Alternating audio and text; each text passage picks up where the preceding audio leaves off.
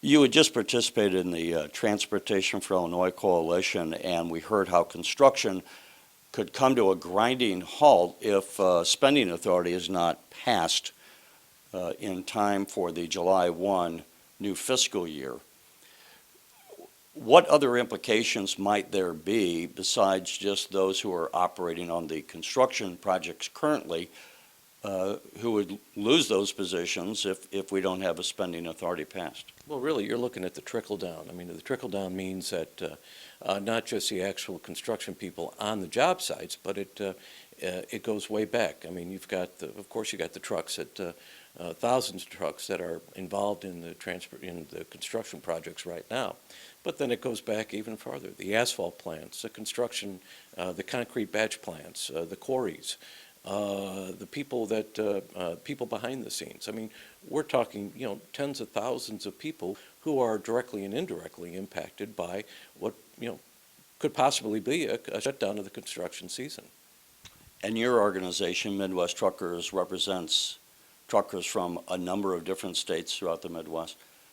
Is there are we going to be losing truckers from Illinois, just giving up on Illinois and moving to other states? Is there any more of that, or what implications might there be? Well, we've seen that in the past. I think what we're seeing right now, though, is a fear that, all these trucks are out there. Their big jobs are to work on these construction jobs.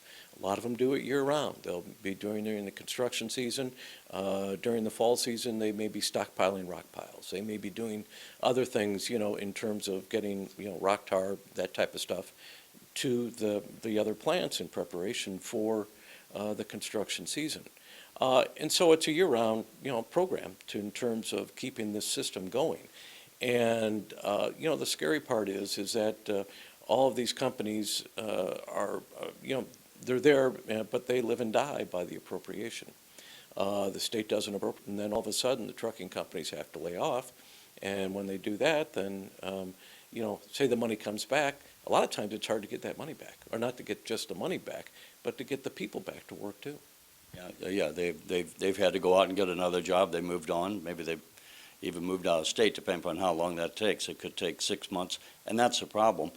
If you're laid off, it'd be one thing if you knew it was going to be a week, right, or even if you knew it was going to be a month.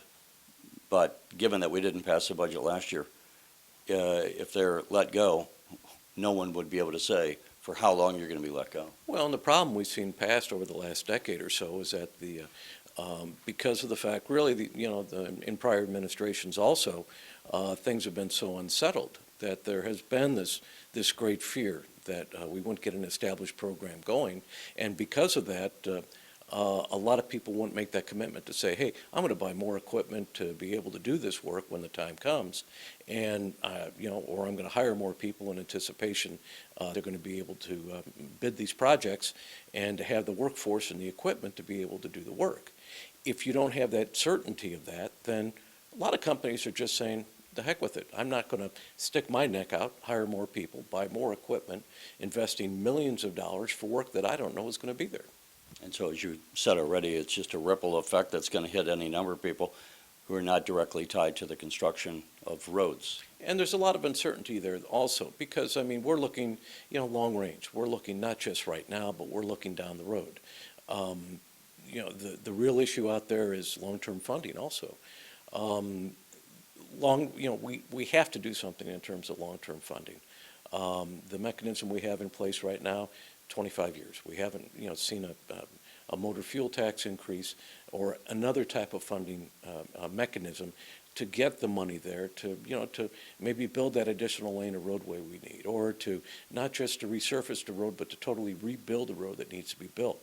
Money that come down to the locals. The locals need the money, just like everybody else. They have bridges that need a lot of work.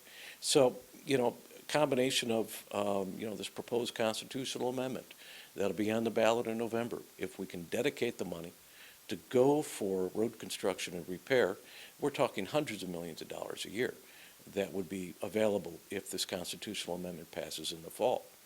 Combine that also with some sort of another funding mechanism long-term to guarantee that we're going to have the money in place to build roads that we need. I mean, everyone will guarantee, or will tell you right now, they know our roads are not in the best shape. They could be in better shape. And the problem is that there's no funding to back it up and to guarantee that we can do a long-term commitment to doing more road program. All right, thanks for joining us. You're welcome.